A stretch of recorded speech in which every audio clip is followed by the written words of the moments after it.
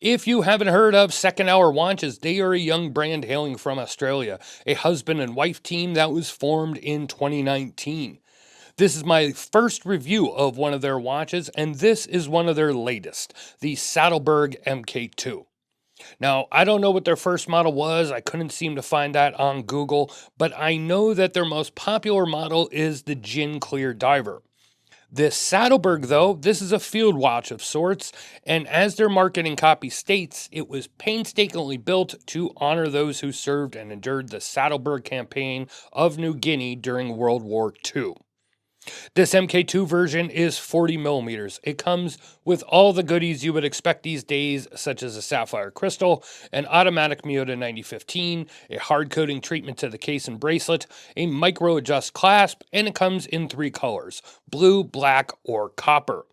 Pricing is $537 USD, and if you want a leather strap, add another $40. This Sattelberg MK2 is a thin, clean, modern style field watch with a very easy to read dial with a beautiful sunburst pattern. At only 10.5 millimeters thick, is this the perfect everyday watch? I'll go over all that and more in this video, so let's get to it.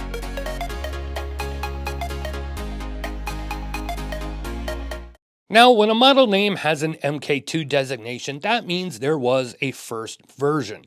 Now, as I said, this is my first time being hands-on with a Second Hour, so I looked up the original, and as you can see, there are quite a few differences. It appears the case design is the same, but not only did the original come in quite a few more colors, but it also had a much more traditional field watch, or dare I say military feel to it, with the crosshair dial and 24-hour numbers. This new one is more fashion forward for sure, with a multi-piece dial, no crosshair, no 24-hour time, and a center dial that has a crazy sunburst effect. Now, before I get more into this dial and the rest of the watch, let me get all the specifications here on screen. The dimensions seem to have stayed the same from the 1 to the 2, with the 40 millimeter case, 47 millimeter lug to lug, and the thickness did change from 10 to 10.5 millimeters, but pretty much everything is the same as far as I can tell, including the hard coating and the 100-meter water resistance with the screw down crown. The big difference between the 1 and the 2 is the addition of the bracelet, and the dial is pretty much completely different as well. Now, as I said, it comes in 3 colors, but as I'm recording this, it looks like the copper is currently sold out, so only the black or the blue are available. The outer edge has a white chapter ring, then you have the area where the applied Arabic numerals are, which is a solid blue, and then the center dial is where you're going to find the sunburst effect. It's a relatively clean dial, the logo at the 12, a date above the 6, nice round window for a change, and polished hands, which probably look black in a lot of lighting, but they are silver. I like the touches of red with the arrow tip second hand, the 12 triangle, a few of the markers on the chapter ring, and the model name. Now, I like the look of the hands, and overall, it's a nice looking dial, and obviously this is a personal preference, but I think I prefer the dial of the original.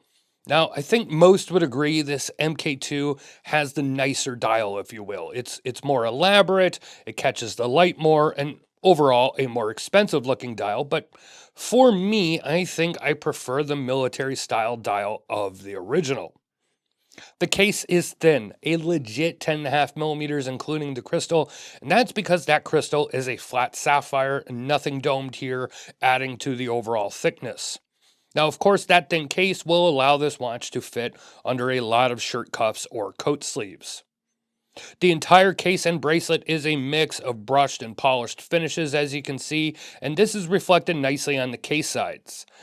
The mid case is brushed, with the top and bottom being high polished. The solid bezel is brushed, but then underneath polished, and the crown has polished elements, and then the bracelet has polished sides and center links as well.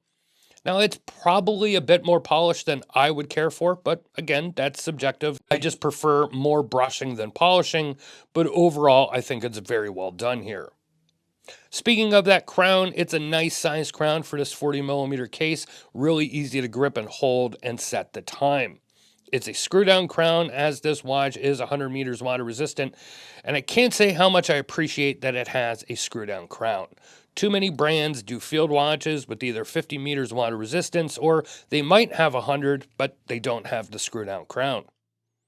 The case back is real simple. It's engraved with the geolocation of Sattelberg, but more importantly, it's flat and plain beyond the text.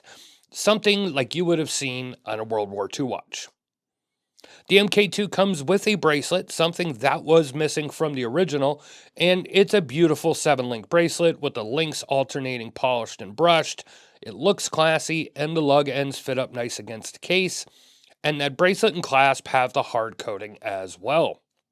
And yes, the clasp is that hidden push button extension clasp we have seen on so many brands nowadays, easy to adjust and get that perfect fit. Now, I chose the tan leather strap. It kind of has that golden mustardy color about it, and I really like the hue. There's also a brown and a black, and either would probably look good with this blue dial, but I prefer this tan. It's a solid leather strap as well, should look even better once broken in and worn, and it's a pretty nice leather strap for 40 bucks. As far as wearability, the watch wears well on my 7.5-inch or 19.05 centimeter wrist, and it wears well either on the bracelet or the strap. You know, when you combine the lugs with their slight curve, that flat case back, and a well-fitting strap or bracelet, it all works together to allow for a comfortable fit. But I will comment that I think my wrist is probably the limit for this piece. The 47 millimeter lug to lug and the way they curve, I'm just not sure it would look good on a larger wrist than mine, but who knows? I've been proven wrong before. I will say I do prefer this on the leather strap. It could be an optical illusion, but on the bracelet, it just feels like a smaller watch to me, like it slims down the head, whereas the strap makes the case and dial stand out a bit more. Wearing on the strap makes it feel a touch more rugged as well. And then we have the loom, and I can say I'm not disappointed. BGW9 was used on the Sattelberg, and Second Hour did a damn good job. It's all filled in nicely, and it seems to hold up for a few hours in the dark. Look, we all have preferences, and when people talk about being unbiased, well, there really is no such thing. We all have a bias. I mean, the literal definition is prejudice in favor of or against one thing. I favor more of an all brush case and less high polish, and I think I favor the original dial more. That said, this MK2 Sattleberg is more unique and original with the dial layers and layout, and there's more work that goes into this dial as well.